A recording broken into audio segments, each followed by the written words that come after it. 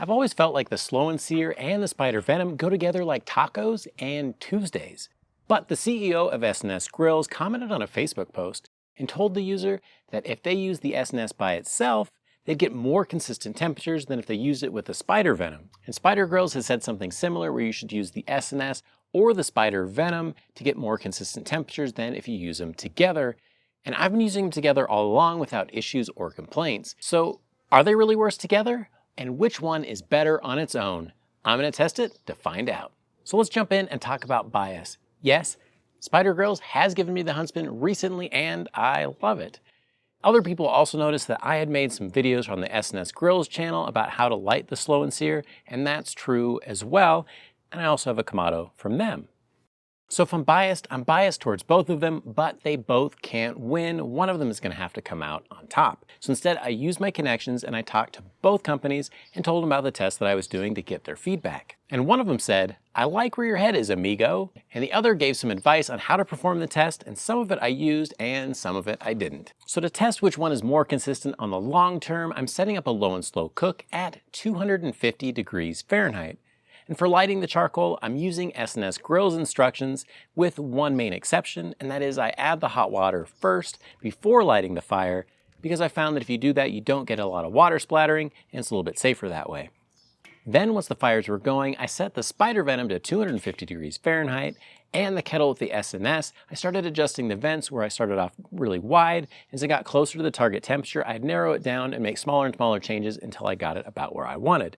Of course, I overshot by just a little bit. It landed at 260 degrees Fahrenheit and started being really consistent. So I just let it go because I needed to get the test going. And to record the data, I'm using this data recorder from ThermaWorks. And one of the nice things about it is it will record all of the data points and their timestamps in a CSV, so I don't have to worry about transcribing them.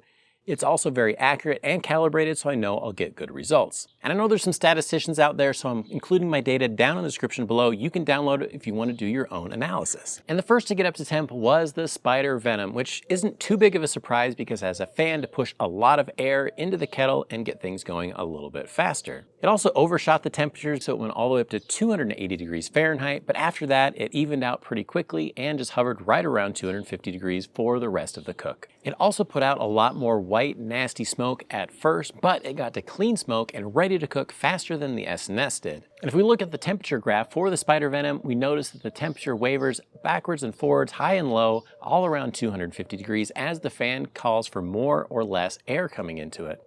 And constantly changing the airflow can produce some bad smoke, but as I watched the time lapse, we didn't really notice that with either kettle.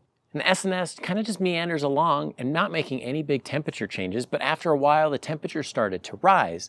And that could be because some of the water had evaporated out of the SNS reservoir, or it could have been some changes to temperature outside or the wind. But I really felt like that was part of the test, and that's one of the reasons why I didn't make vent adjustments as I went along. In order to measure the temperature variability, I looked at the standard deviation, which is effectively how far away from the average any given data point is as you go along. So a higher number indicates more variability or more change, and a smaller number is better, means that more of those data points are closer to the average. During the first hour of the cook, the SNS standard deviation was 1.9 degrees Fahrenheit, whereas the Spider Venom was 3.2 degrees, which means over that first hour, the SNS kept more consistent temperatures on its own. But all of that changed as we went longer into the cook. At 2 hours, the SNS was at 4.3 and the Spider Venom was at 4.1. And at 3 hours, the SNS jumped to 6.1 degrees Fahrenheit standard deviation, as opposed to the 4.0 on the Spider Venom. And that means that the Spider Venom is going to keep more consistent temperatures over longer cooks. And if you look at the range of temperatures, both between the maximum and the minimum over that 3 hour period, the SNS had a range of 21 degrees Fahrenheit versus 19 degrees Fahrenheit for the Spider Venom, which is really close between the two. I initially planned to do the test for 3 hours because that is about as long as I would ever leave a cook unattended. It's also the amount of time that SNS Grills suggested that we do the test for. After that 3 hours, the temperature on the SNS dipped by quite a bit, but if someone was able to make a small change to the vents every hour or 2 hours, I think it would have been a lot closer between the two. I also performed a similar test on my home oven, and not only did I learn that the temperature was completely off, It also had bigger variability than either the Spider Venom or the SNS, and I don't give that a second thought when I'm making cookies or meat or whatever it is I'm cooking in the oven. But we still have to see if the Spider Venom and the SNS are worse together. And if you appreciate the amount of effort that goes into these tests, hit the subscribe button. It really helps the channel out quite a bit, and it helps you stay up to date on any future tests. So is it really worse if you use the Slow and Sear and the Spider Venom in the same kettle at the same time? I performed the same 3-hour test on a different day, and the results were pretty surprising. The kettle took longer to get up to temperature, and the temperature swings were a lot bigger throughout the cook. So if we look at the standard deviation, in the first test, the SNS by itself had a standard deviation of 6.1 degrees Fahrenheit, but together it was 7.2, which is just a little bit worse. And that means that both companies were right. So if you're having problems keeping consistent temperatures and are getting wild temperature swings with the SNS and the Spider Venom together, you should use them separately.